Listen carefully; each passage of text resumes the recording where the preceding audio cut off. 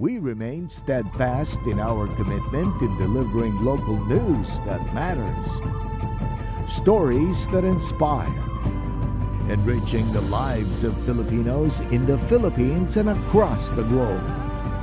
This is your GMA Regional TV. Buong puso para sa Pilipino. Ini ang GMA Regional TV Balitang Bicolandia.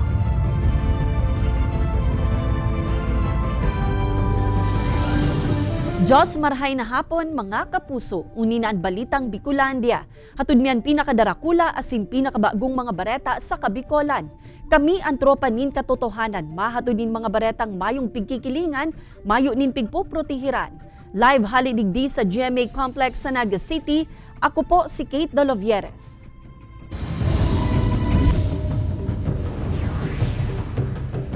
Saradit na tilapyang buhi na nababakal sa Naga City People's Mall, nanotaran makalihi sa anangyaring fish kill sa banwaan nin Buhi, Camarines Sur. Supply kaini, apektado man. Uyan report ni Chris Novello. Huli sa nangyaring fish kill sa Lake Buhi sa banwaan nin Buhi, Camarines Sur. Apektado ngunyan ng supply kan tilapia na nababakal sa merkado publiko kan siyudad ni Naga. Ano sir, nag-fish kill kaya ngunyan kay medyo dikit na lang supply. Dikit lang supply kang buhi. Gamang buhi pero kadikit lang. Kadaklan kaya sa mga fish cage operator ang pig-harvest na nin amay ang mga tilapia, nga rin mapakinabangan pa. Piglala man na mahaloyan pa antes magbalik sa normal, ang supply kan tilapia nagikan sa Lake Buhi. Iyo talaga, saradit. Dahil, kumbaga, ini, pig-harvest na, dahil pa dapat harvest so, kaya lang, pig-harvest na, tanganing, kumbaga, dahil na maging kwarta na. Sa ibon kang nasambitan ng insidente, mantinido man kirarean 160 pesos per kilo na presyo kan tilapia. Arog kan tilapia, mantinido man ang presyo, alagad kulang man ang supply kan iba pang klase ng sira sa parehong merkado. Maduro, saka may barabagyo. Kaya maluya ang supply, puro frozen. Sa banwaan ng Calabanga, Camarines Sur, agrangay man kan mga parasira sa Barangay Sabang, ang pirang aldaw ng daipaglawod, ninhuli sa maraot na panahon. Pinagbawalan subot sindakan Coast Guard na maglawod, kung apektado na kainian sa indang pagbuhay. Nangyayari, sa 1 week na yan, maralahod, logi masana sa sobrang uran. Magin ang mga parasira sa Camarines Norte, agrangay man ngunyan ang kawaran ng trabaho. Haros pirang aldaw naman kasi nanday nakakalawod, huli sa maraot na kamugtakan kan panahon. Kay banan si Jovel Obiso, Chris Novello, Balitang Bicolandia. Pasado alas 11, kasubagong aga kan magpaluwas nin kasuguan, si Governor Luigi Villafuerte na nagkakanselar kan klase sa gabus na label sa probinsya nin Camarines Sur. Madurar ang nasambitan ng kasuguan hasta sa Huwebes, Nobyembre 23, huli sa mga pag-uuran na namamatean sa probinsya. Sa ibong kaini, pagsususpindir kan face-to-face classes, puungunya na aldaw hasta sa Huwebes, inaabisuhan man ang mga pamayo kan mga eskwelahan na mag-shift sa blended learning modalities. Apwera sa Camarines Sur, suspendido man ang klase sa iba pang lugar sa Sorsogon, Catanduanes, asin Masbate. Mantang balik normal naman ang klase sa syudad ni Naga, ngunyan na aldaw. So, dapat na para dahil naka-oroyo si mga aki. Tapos, hindi ka mahasil na ngunyan. Masundo todos naman.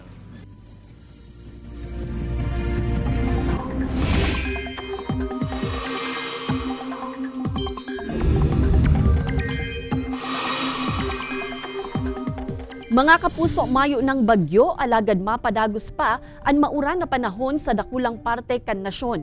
Huli sa man iba-ibang weather systems. Kabala dyan ang shear line na nagaabot pa hasta ngunyan sa dakulang parte kan Visayas asin Mindanao, siring man ang duros amihan na nagdadanay sa Luzon. Basado sa datos kan Metro Weather, posible ang uran sa bilog na Bicol region. May heavy to intense rain sa pirang lugar, kaya magin-andam po sa huma nin baha o pagrasay nin daga. Pigaabisuhan man ang mga residente sa natatadang parte ka nasyon sa tsansanin mga pag-uuran.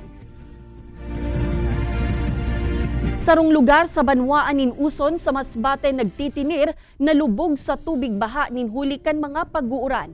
Mantang lampas 50 pamilya sa Huban Sorsogon, pig-ebakwar hulikan pagbabaha. Si Chris Novello nakatutok. Huli sa labing pag-uuran, nagtitinir na bahaan pirang lugar sa Banwaan kan Uson, Masbate. Kaya ang mga apektadong pamilya urog na sa barangay Magsaysay, nasa evacuation pa man gidaray hasta sa ngunyan. Sigun sa mga residente, tuyong nahiling ninda na naglalangkaw na ang level kan tubig sa Buena Vista River. Preparado naman subot sindain kaso biglang paibakwaron. Naka-ready for evacuation na po kami, sir. Ang evacuation po naman, sir, at nandun po kami sa aming simbahan, sa may church po, nasa itaas. Naka-level up talaga po ang aming church. So lahat ng mga residente po dito sa amin sa barangay Magsaysay po, nandoon na po lahat sa church. Sa datos kan MDRRMO Uson, nasa 18 pamilya katapat ka na sa 400 na individual, gikan sa tulong barangay na sa evacuation center sa Ngunyan. Po, kahapon po may naibigay na po yung barangay and the provincial government din po nagbigay na din. Ngayon po meron kami nakaschedule na coming from DSWD, magdi-distribute din po ngayon. Nganing masolusyonan na ang mga insidente ng pagbaha, pigidali naman ang pagtapos sa flood control project sa lugar.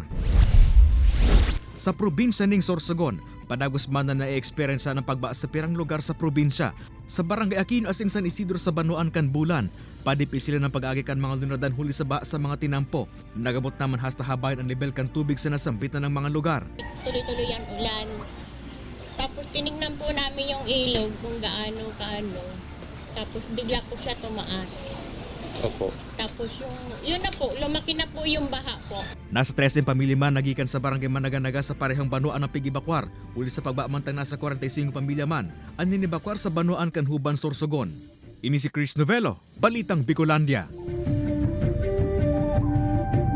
Pigsasagibong dredging as in desiltation o paglinig sa mga creek, nakakatabang subuot na maibitaran na ang pagbaha sa syudad nin Iriga. Urumunyan na padagos ang mga pag-uuran. Ang detalye sa report ni Jessica Kalinog.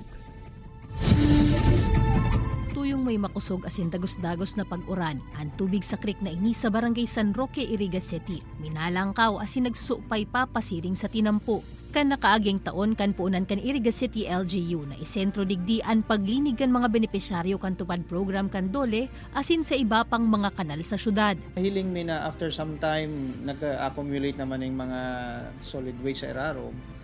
So ang ginibo mi dahil wala na kang tupad na ito, nagkaigwa kaming regular maintenance sa engineering ta. And we also hired emergency laborers, siguro mga 14 ito. An obheto, mahali ang mga basura na pwedeng makabagat sa pigaagihan kan tubig. Sa tabang kaini, mas hababa subuot ang tsansa kan mga pagbaha sa saindang lugar. Nagkaigwa lang ng flooding siguro a month ago or 2 months ago.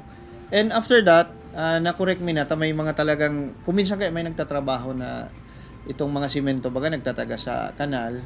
Ang grupo ni the engineer Marlo asin Basilio, iyuman ang nakatoka sa dredging asin desilting kan mga apektadong creek.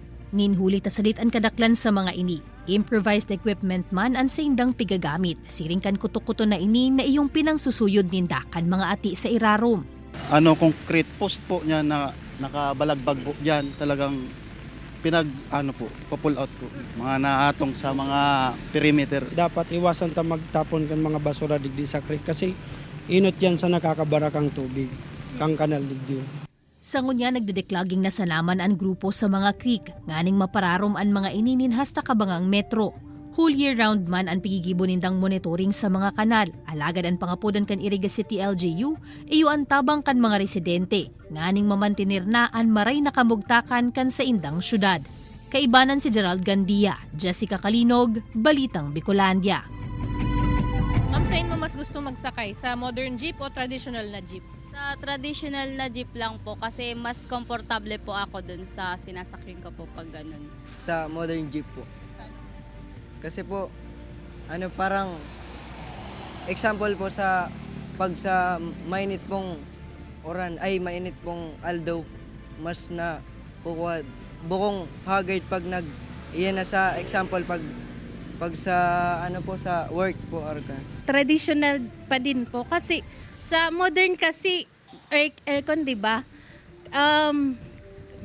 Hihiluhin kasi ako tsaka kung sa traditional kasi mas mabuti kasi na tayo ng hangin.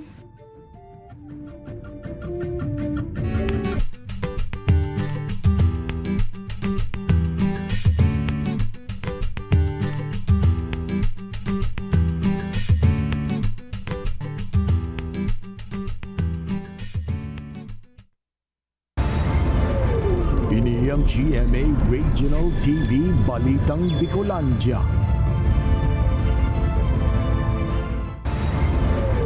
Ini ang GMA Regional TV Balitang Bicolandia.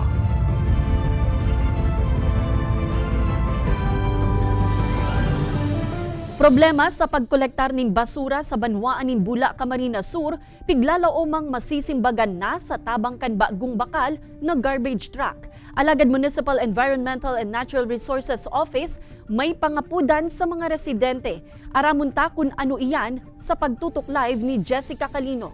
Jessica?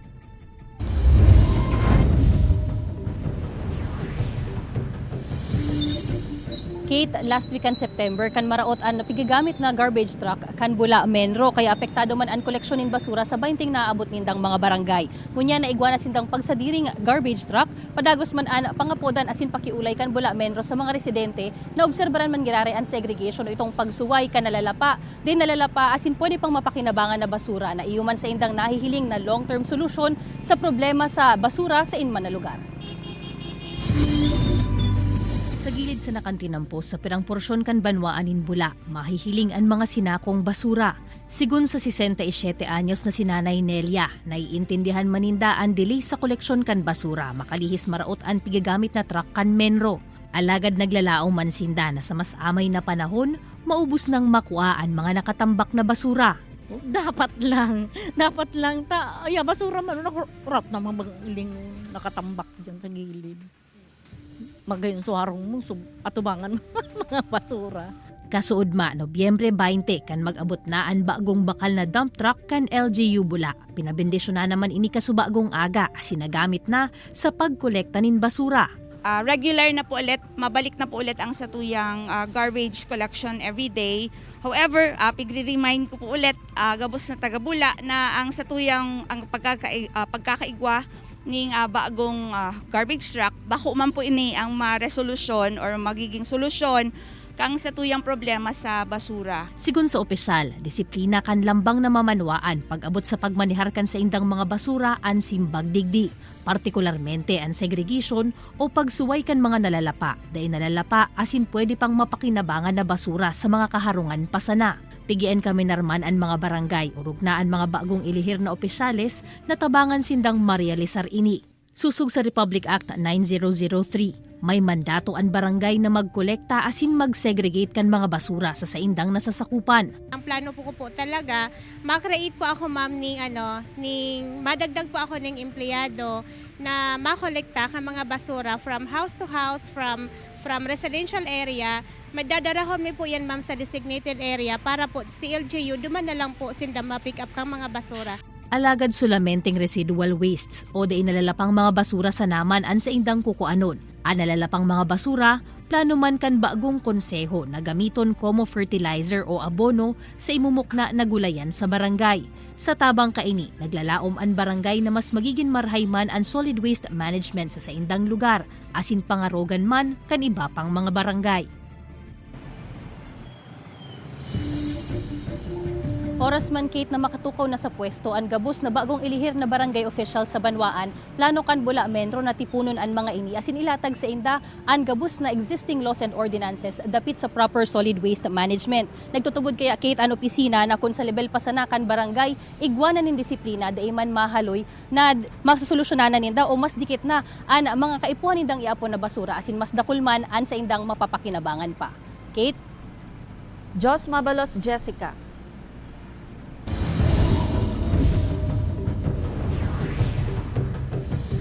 Nasa kustodiya ng Unyan kan kapulisan ang 4 na personang nadakop sa magkakasuhay na anti-illegal drug operation sa syudad ni Naga. Enot kay ni, sa barangay Abella, arestado ang 3 persona kay banana ang sarong menor de edad sa ikinasang buy-bust operation sa laug kan sarong lodging house. Nakuha sa posisyon kan mga ini ang nasa 50 gramo nin pigtutubudang shabu na nagkakantidad nin 130,000 pesos. Mientras tanto, maabot man sa 13 gramo nin shabu na nagkakantidad nin 13,000 pesos ang nakumpiskar sa sarong drug personality sa ginibong operasyon kan mga otoridad sa Barangay Pacol, Naga City. Whoever from them nag-positive pa sa drug test, madadagdagan silang kasong using another violation na yan, Section 15 of Republic Act 9165. Aside from selling, aside from possession, kung positive sila sa drug test, another case ito. Halabang pila kan mga truck asin mga lunadan palaog sa Matnog Port, liwat na nanotaran huli sa prakasadong biyahe sa Pantalan, darakan maraot na panahon. Mantang Naga Manila flight sa Naga Airport, kanselado man ngunya na aldaw. Uya ang report ni Jessica Calino. Ninhuli sa haros pirang aldaw ng raot kan panahon. Pirang kilometro naman ang pig-abot kan pila kan mga truck asin iba pang lunadan sa Maharlika Highway palaog sa Matnog Port sa Sorsogon. Sigun sa manhamiento kan Pantalan, ang dating 20 biyahe kan mga roro pasiring sa Visayas asin pabalik na inaanin hasta 19 na sa napun pa kan Sabado. Nahahaloy man kaya na makabalik ang mga barko huli sa sitwasyon kan kadagatan. According sa mga kapitan ng barko natin, talagang grabe daw talaga ang lalaki ng alon. Halos sabi nila umaabot ng 2 meters to 3.5 meters dyan sa laot. At may panaka-naka talagang malalakas ang hangin. Sa ibong kaini, mayo man subutin kanselasyon nin biyahe sa nasambitan ng Pantalan. Alagad-hagad kan Philippine Ports Authority ang pag-intindi kan mga biyahero. Ulit aday man subuot ninda mababasol ang mga barko. Pigsiserto sa naman kan mga ini na salbadong makakabalyuan sa indang mga pasahero sa ibong kan maraot na kamugtakan kan panahon asin kadagatan. Yun yung kadahilanan kaya nagkaroon tayo ng pagsisikip dito sa Pantalan at mayroong mahabang pila ng mga sasakyan sa highway dahil nga dun sa pagbaba ng bilang ng biyahe ng mga barko natin. Sa Naga Airport sa Pili Camarines Surman, daig na nadagos pasiring sa Metro Manila ang nasa 154 na mga pasahero. Ini makalihis na kanselahon kan imbueltong airline ang 9:10 AM Manila to Naga flight gikan na iya. Ninhuli naman sa maraot na kamugtakan kan panahon. Sigun sa manhamiento, mayo manin stranded passengers sa airpuerto. Mantang mayo pa manin abiso ang imbueltong airlines kung anuan magiging disposisyon kan maghapon na flights para sa aga. Kaibanan si Gerald Gandia, Jessica Kalinog, Balitang Bicolandia. Good news mga kapuso, mapuon na ang proof of purchase promo kan GMA.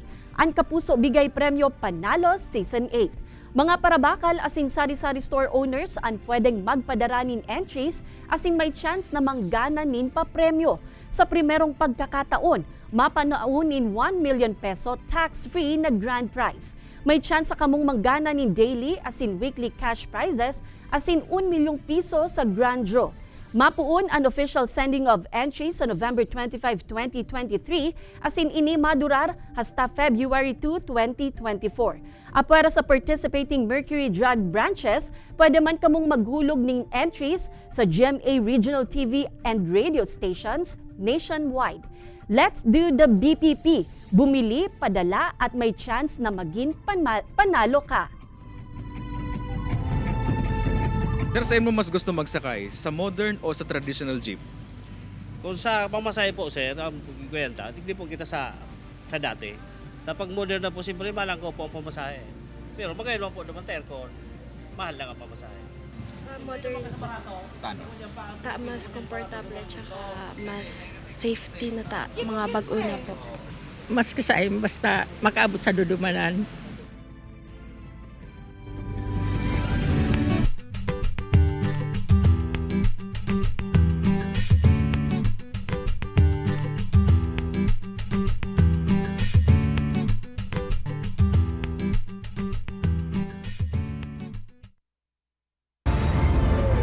Ini ang GMA Regional TV Balitang Bicolandia.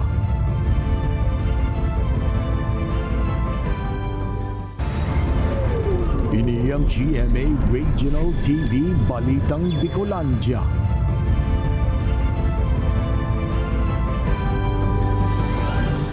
Natumtum nin kalayo ang sarong lodging house na pagsasadiri kan lokal na gobyerno sa Pandan, Catanduanes.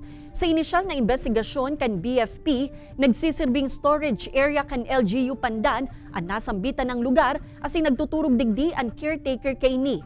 Nagpapadagos pa ang investigasyon kan mga otoridad, alagad posibleng saki sa mesubuot nagpuon ang kalayo. Mayo man ni nakulugan sa insidente, mantang pigaaram pa sa ngunyan ang kantidad kan danyos na pigwalat kan insidente.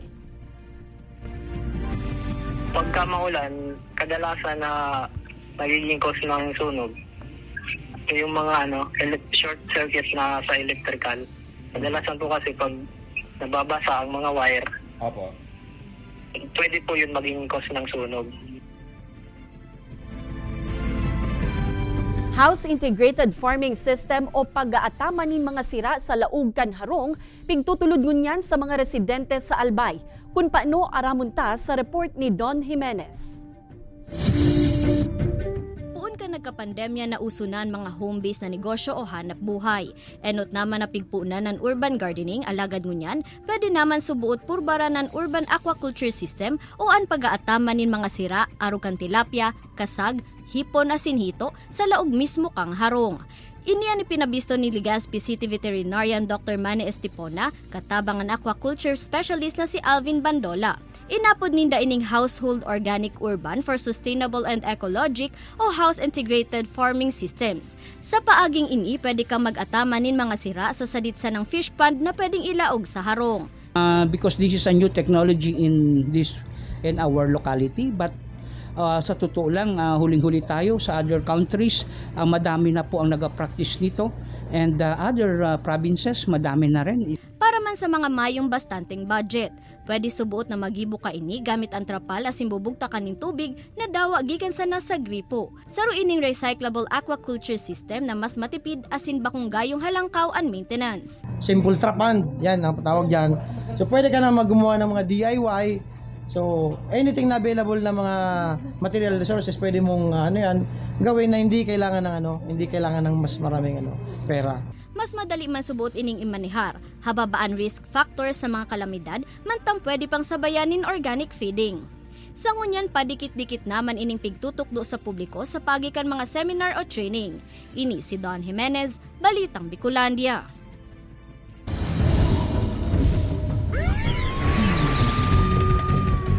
PSO personnel sa syudad ni Naga dikitan pang madisgrasya kan pinugulang rider nin motorsiklo na nagbeat the red light.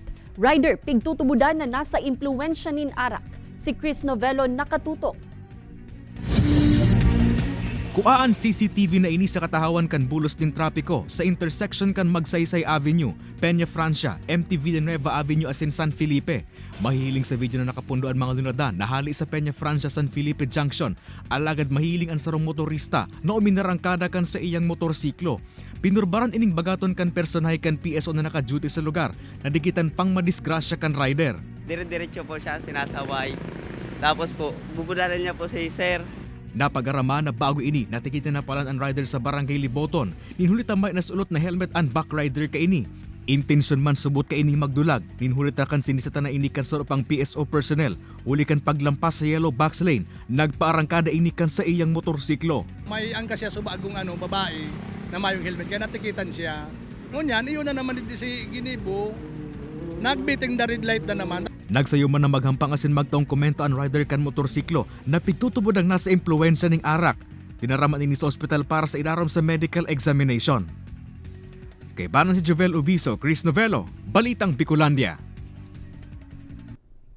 Kasabay kan selebrasyon kan ika-75 anibersaryo kan Girl Scout of the Philippines Camarines Sur Council, pigtawanin onra asin pagbisto kan organisasyon ang mga nakakatabang asin nagtataong suporta sa pagrealisar kan sa indang mga misyon asin advokasya.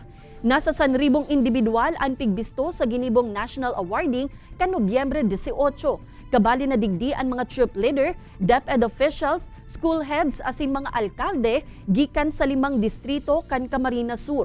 Sarong milestone na makukonsiderar ang makaabot sa 75th anniversary. Siring man na naglalaom ang organisasyon na ini, magiging puun man kan urog pang pagdakula kan sa indang grupo.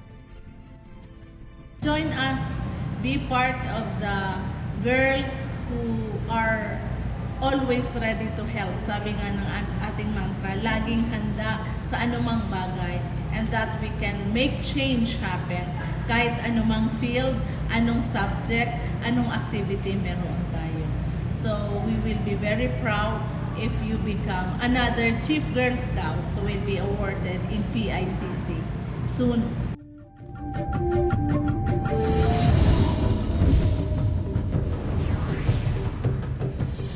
Yasmin Curdy excited para sa iyang second baby. Mantangkwelang behind the scenes kan karakter ni Harleen Budol sa Black Rider, Pigheras. Uyan report. Pighera sa Instagram ni Kapuso actress Yasmin Curdy ang sa iyang excitement para sa pinagbabados na baby number 2. Sa photos, mahihiling nakaibanan niya ang sa iyang agom na si Ray, asinanaki na si Ayesha, magin ang fur baby ninda mantang sulot ang mga t-shirt na naga-announce kan dugang na miyembro kan sa indang pamilya. Pinauranan man ang sa indang pamilya ning pagbati gikan sa indang fans asin mga amigo.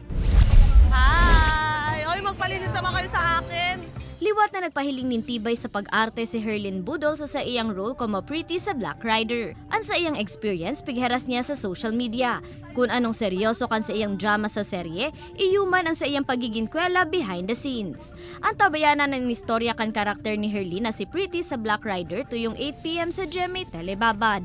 Ini si Don Jimenez, Balitang Bicolandia. Mga kapuso, 34 days sa sana, Pasko na.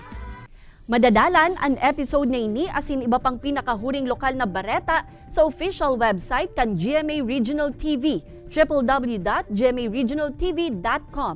Pwede man kamong magbisita sa samuyang official YouTube channel, GMA Regional TV, asin i-click ang subscribe button para sa pinakamaiinit na bareta hale sa man iba-ibang rehiyon. Mabalos sa mga kapusong Bicolanong nagantabay, maging sa mga kapuso nyato abroad. Ninhulita sa GMA Regional TV, Local News Matters.